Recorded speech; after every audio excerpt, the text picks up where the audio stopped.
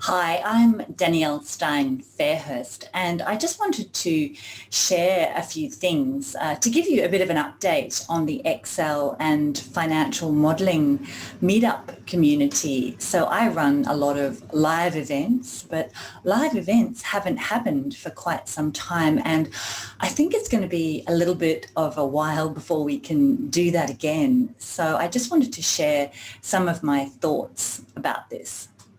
So it's been quite a phenomenon over the last 12 months to see the rise in popularity of live online events, especially during lockdown. People just seem to absolutely crave that instant feedback of being online, of being there in the moment, that anything can happen. And one of the things I think that we've discovered, especially during lockdown, is that if you want to learn how to do anything, there is a YouTube video that's going to show you how to do that. There's someone somewhere that's written something or recorded something. And apparently, according to YouTube, those sort of with me videos like cook with me, paint with me, knit with me, or even learn Excel and financial modelling with me. So videos like this apparently grew 600% during the first few months of the pandemic. And I think that probably says more about the loneliness of self-isolation than anything. I think there's a big difference between seeing something that's pre-recorded like this versus something that's actually live, where you can interact with the speaker and they can be responding to your comments in real time. I think there's a place for both, but they are very different experiences. So let me tell you a little bit about my world. I'm a financial modeler. I'm a practicing consultant, but I'm also an author. So I've written 2 books about financial modelling that you can see here. And I think it's great to have a book that you can refer to, but I'm a speaker and a trainer, and I feel really strongly about the importance of a live event, especially when it's in person. I really, really miss those live training sessions that I used to do. I'm talking about that energy that you get in the room when everyone is there and everyone is there for the purpose, for a common purpose. So with the work that I do relating to financial modelling, live training is what I absolutely love. And back in 2015, I was travelling a lot, mostly around Australia, but I also used to travel quite a bit to Asia and the Middle East as well. And it seemed like there was a bit of a need for community. So the people that I was training might be the only person in their organisation that was interested in this stuff. So they'd come on a training course, they'd get all excited, and they'd go back to their companies and they'd start banging on about the consistencies of formulas and how important it is to have color coding with your models and all of this, and nobody really cared. And so I felt like there was a real need for this community. So I set up some financial modelling in Excel Meetup groups, firstly in Sydney, Melbourne and Brisbane, the places that I used to visit quite a lot. And because financial modelling is a very niche topic, even amongst those people who are working in finance, people were incredibly excited to find a place to get together, to discuss, to learn and tackle issues in the industry. Now, don't get me wrong, it wasn't entirely altruistic. Yes, I do care very much about the community, but it was also a great way to stay in touch with people and also to sell books and training courses, of course. So I'm just going to share my screen now, and let's take a look at what some of these meetups look like. So here we all are in the early days, all standing about awkwardly. I found that modelers especially are quite a focused lot. We love to hide behind our keyboards and talk to our Excel formulas. Some of us are much better at talking to formulas than we are at talking to people. When we ran meetups in a pub, I'd have to actually rope off the chairs so that people would have to stand around the bar area and actually talk to each other. Otherwise, some people would just sit down and look at their phones and wait for the speaker to start speaking, or worse than that, they'd bring their laptops and keep working on Excel whilst they're waiting. So getting people to talk to each other was perhaps a little bit more difficult than I had expected. So getting these communities up and running has been a slog at times, and it still is sometimes, and there are still times, there were lots of times that I just wanted to stop. So what I used to do, my trick was that I would set up these monthly meetings way in advance, and I'd organise speakers and I'd set it all up and we'd get the RSVP so nobody could pull out, and I couldn't pull out even if I wanted to, and believe me, I did want to sometimes. And being a little bit naive at first, I thought that it was enough to just create a meetup and get everyone together and we'd just hang out, and we all just love Excel so much, we'd all just be happy being together. And no, I soon learned that we needed a focus. I'll never forget one of the first ones that we ran in Melbourne. I begged this pub to give us a private room, and the room that they gave us was huge. It was absolutely enormous, and 6 people turned up. Yeah, 6 people standing about awkwardly talking about Excel. So I soon learned that people needed a reason to come, especially if it's a cold and rainy night. And also the other thing to remember is if they've RSVP'd, it doesn't necessarily mean that they're going to come. So we got speakers and topics, and we'd get prizes and giveaways, and the venue was always changing. So I had these laminated signs I'd put up, and I'd usually record the sessions and we'd stream them live on YouTube or Facebook, or we would record and publish them later. And it was a bit hit and miss sometimes with the sound quality and being able to see the screen, but generally people loved it. Mostly there was a couple of complaints of like they couldn't find the venue or they couldn't come, and weren't we going to do it again next week? And you know, it's a free meetup, so sometimes I offer their money back. They didn't pay anything, so I'd offer them the money back, and they didn't always see the funny side. But these groups got bigger and bigger, and we had spin-off groups in other locations in Perth and Athens, London, Johannesburg, Amsterdam and New York. And look, there's Joseph Chow, the financial modelling world champion at the time. That was quite a fangirl moment. And then we had the Chandu factor. That one was huge. So he came out to Australia and we ran a few meetups. Look at all the people that came to hear Chandu talk. It was fantastic. So finally we had more than apparently 8,000 participants, I think, all over the world. So this was going really well until March last year, and it became clear that we weren't going to be able to do them in person anymore. And so I thought, never mind, let's just do them online.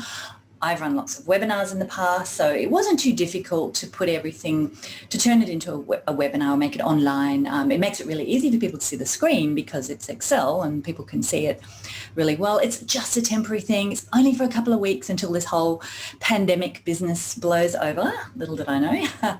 And that was when I first met Alan Murray from the London Excel Meetup group, and he was one of my first speakers. And I then, of course, returned the favour. And except between the time when I agreed to speak and we actually did it, the clocks went back, and so it ended up being at 3 a.m, which is okay, except that I got the time wrong and I turned up a day early, so I had to get up two nights in a row. And these virtual meetups have been really, really popular, especially during the first lockdown. I think it was quite a novelty, and there seemed to be such a huge demand for it that we soon started running them every week. And people are more, I think the novelty's worn off a little bit now, but people are more used to having online events, but we still get several hundred people turning up live. And to date, we've run more than 50 events. Wow. So people have been able to attend these meetups and the online training that I run from remote and far-flung places in the Australian outback and overseas in every corner of the globe that we would never have been able to reach otherwise. It's been absolutely amazing. So I definitely haven't got all the answers. So this pandemic has been really difficult for everyone. And I feel as if we can sort of wring our hands and ruminate over how terrible it's been or what might have been. I've got to say I had some amazing trips planned. Some of them I was so looking forward to. Some of them we've been able to do online, which is great, in the middle of the night, which is not so great. And it's never as much fun doing it online as it would have been in person, but it's still we're still able to run these events, which is great. So for someone who makes the majority of her income doing live face-to-face training, it's been a bit of a nightmare. Generally, if I didn't get on a plane, I didn't get paid. So like many other people, I had to do some pretty quick thinking, and I think that the most overused term of the pandemic has been to pivot, but that's what we all have to do. And for once, I'm not talking about a pivot table. So when it all first happened, of course, I was stressing about how I was going to make a living, but I've got to the stage where it's not really about the money. I mean, money's great, but it's not just about the money anymore. And I've been doing this for a long time, and I really need to follow my interests. One of the things that I absolutely love about running my own business is the creativity of it. So being able to pursue projects that interest me, perhaps they're not always logical or business-related choices, but it's really great to have that freedom to try out different things, and being able to put the time in to run virtual meetups is certainly an example of that.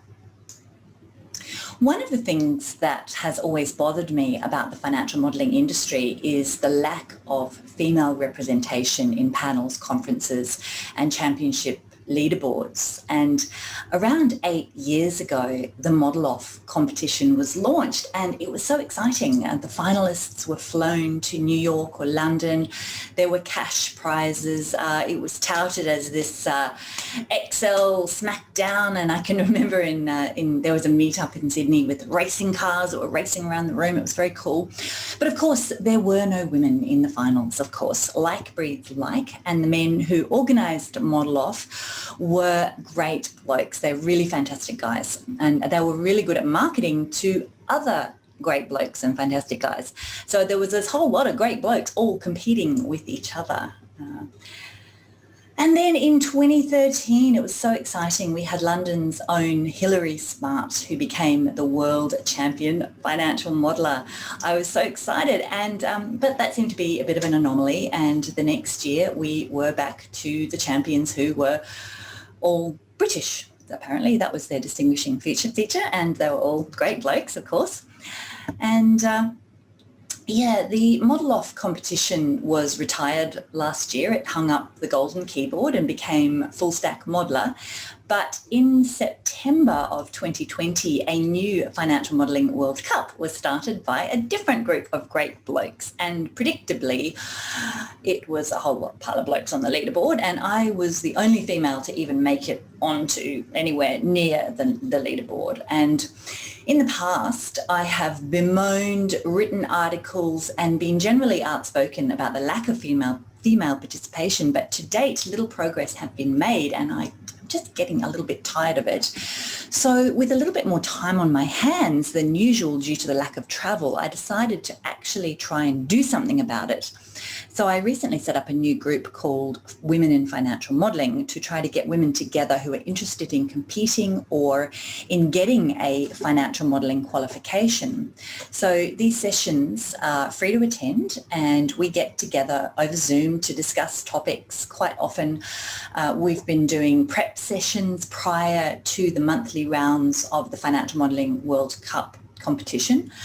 It's still early days, but the new group is really active. We chat on WhatsApp all the time, and they take it in turns to give a presentation on a topic. So it's an opportunity to develop some presentation skills as well as learning from each other. So as of right now, 5 of the top 30 modelers on the Financial Modelling World Cup leaderboard are women, which is a great start. So what have I learned about creating an Excel Meetup community? If you wanted to set up a Meetup community yourself, what advice would I give you? Well, it's not for everyone. I've seen lots of Meetup groups start and then not continue. It's a little bit like starting a podcast. It's pretty exciting and relatively easy to get started, especially when the numbers start coming in and you get that dopamine hit of getting all these members and subscribers. but subscribers do not pay the bills, and it's a waste of energy if you're not going to keep going. So there's lots of reasons to do it, but just because your boss wants you to is not a good enough reason, or if someone else is telling you that it's a good idea, that is not a good reason either. It's got to come from you. What is another good reason to not do it is if you're in business development and you think that it's going to generate sales. Nope. It's got to be genuine. You need to really love people, love the topic, and genuinely want to create a community. It is definitely going to be more work than you think it's going to be. It's pretty easy to schedule them, but then when that date rolls around and you're the organizer and you don't have the option to not come, you can't just turn off the camera and sit in the background. You need to put on your lipstick, turn on your camera, set the dates, stick to it whether you feel like it or not. And don't stress about no-shows, because at least 50% of the people who have RSVP'd won't turn up. It's not a big deal. Just get over it. So there are times when I wonder why the heck I do it. There's so many moving parts, especially when it was in person. It's a lot easier doing it online. But when we were doing it in person, we tried and failed different live streaming services, pubs and rooms. Do we provide food? Do we charge per head? The quick answer to that is no. People are happy to pay, but then you have to sell tickets, and then you need an admin person to check who's paid, and then they can't come and they want a refund. And what about the speakers? You need to give them a cut if you're making money on it, and it becomes complicated, and it's easier to just keep it all free. No one pays and no one gets paid. And what's the reward? Well, people think you're a really nice person. Nope, that's not a good reason to do it. One of the most galling conversations I had with someone once, who said, were you one of those kids in school who just wanted everyone to like you and you'd bring sweets to school? Is that why you give everyone everything away for free? No, that's not why I do it. With any content marketing strategy, you just have to give generously. It's not my content I'm giving away most of the time. Sometimes it is. It's other people's. So I give stuff away for free, but if people, a certain amount of stuff, but if people like what I do, then they'll do my online courses and they'll book me to speak at their organisation. And this is a strategy that's really worked for me. One of my colleagues at Plum Solutions mentioned recently that she was so impressed when she first met me that the LinkedIn group that I run had 2,500 members. This week, we just passed 50,000. It's amazing. But remember that likes and subscribers don't pay the bills. You need to have a mix of paid and free products, and ideally a nice, steady consulting gig behind you. So what I'm really hoping is that this year, as the vaccine is rolled out, that we'll be able to slowly start getting back together again in person. But the skills that we've learned, the fact that people are so au fait now with using Zoom and Teams is just fantastic. And what I'm really hoping is that we'll be able to blend the two to create these hybrid events that we can come together in person, but also stream live so that people can engage no matter where they are in the world. Now, there's absolutely no doubt that there's still a huge demand for live events. There's still so much to learn when it comes to Excel and financial modelling, and I'm really looking forward to what 2021 will bring.